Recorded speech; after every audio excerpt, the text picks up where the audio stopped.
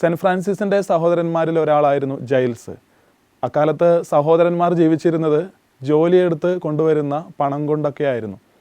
അപ്പോൾ അധ്വാനിച്ച് ജോലി ചെയ്യാനായിട്ട് ജൈൽസ് സഹോദരൻ ഒരിക്കലും ഒരു കാട്ടിലേക്ക് പോയി അവിടെ നിന്ന് വിറകൊക്കെ ശേഖരിച്ച് അത് ചന്തയിൽ കൊണ്ടുവന്ന് വിറ്റ് അതിൻ്റെ പണവുമായിട്ട് വരികയായിരുന്നു അദ്ദേഹം സ്ഥിരമായി ചെയ്തുകൊണ്ടിരുന്നത്.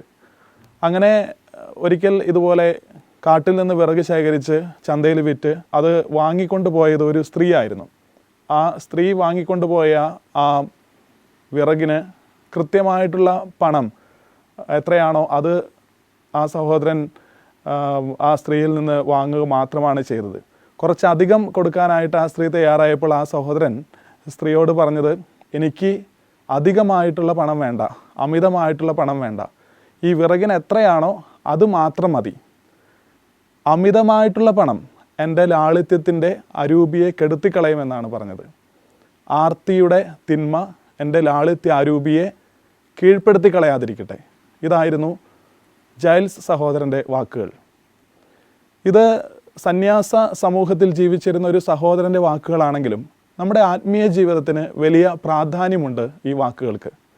അമിതമായിട്ട് എന്തെങ്കിലുമൊക്കെ ഉണ്ടോ അവിടെയൊക്കെ നമ്മളിൽ കൂടുതലായിട്ട് ആർത്തി വളർന്നു വരും എന്നാണ് ഇത് സൂചിപ്പിക്കുക. മിതമായിട്ട് ജീവിക്കാനായിട്ട് നമുക്ക് സാധിക്കണമെന്ന് സുവിശേഷത്തിലുടനീളം ഈശോ പറയുന്നുണ്ട്. മിതത്വത്തിൻ്റെ സുവിശേഷമാണല്ലോ കർത്താവിൻ്റെ സുവിശേഷം. അതുകൊണ്ട് തന്നെ നമുക്കറിയാം എത്രത്തോളം എൻ്റെ ജീവിതത്തിൽ ധൂർത്ത് ആർത്തിയെ ഞാൻ ഉപേക്ഷിക്കണമെന്ന്.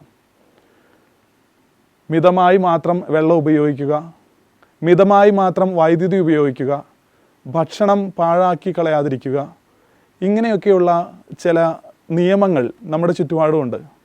നല്ല നിയമങ്ങളാണ്. ഇതുപോലെയുള്ള നിയമങ്ങൾ ജീവിതത്തിൻ്റെ മറ്റ് സാഹചര്യങ്ങളിലേക്കും കൊണ്ടുവരാനായിട്ട് നമുക്ക് സാധിക്കണം. എവിടെയൊക്കെ അമിതമായിട്ട് ഞാൻ കാര്യങ്ങൾ ചെയ്യുന്നുവോ, അമിതമായിട്ട് എന്തെല്ലാം കാര്യങ്ങൾ ഞാൻ ഉപയോഗിക്കുന്നുവോ അവിടെയൊക്കെ എൻ്റെ ഉള്ളിൽ വലിയൊരു തെറ്റ് ഞാൻ ചെയ്തുകൊണ്ടിരിക്കുകയാണ്. മിതമായി ജീവിക്കാനായിട്ട് നമുക്ക് സാധിക്കട്ടെ. അമിതമായി ഉപയോഗിക്കുന്നതെല്ലാം പങ്കുവയ്ക്കപ്പെടേണ്ടതാണ്. പങ്കുവയ്ക്കപ്പെടുന്നില്ലെങ്കിൽ എന്തു അർത്ഥമാണ് നമ്മുടെ ജീവിതത്തിനുള്ളത്?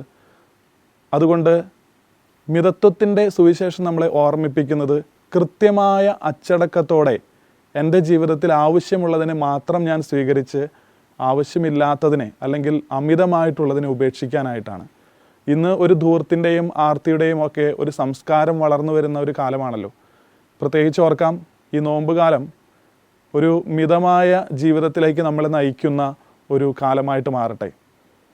പൂർണ്ണമായും ദൈവത്തിന് വേണ്ടി സമർപ്പിക്കപ്പെടുമ്പോൾ അല്ലെങ്കിൽ നമ്മുടെ ജീവിതത്തിൽ പരിത്യാഗങ്ങൾ ഏറ്റെടുക്കുമ്പോൾ, നോമ്പിൻ്റെ ചൈതന്യത്തിൽ ജീവിക്കുമ്പോൾ മിതത്വം എൻ്റെ ജീവിതത്തിൽ എത്രത്തോളം ഞാൻ സൂക്ഷിക്കണമെന്ന് നമുക്കൊന്ന് ആത്മാർത്ഥമായിട്ട് വിചിന്തനം ചെയ്യാം.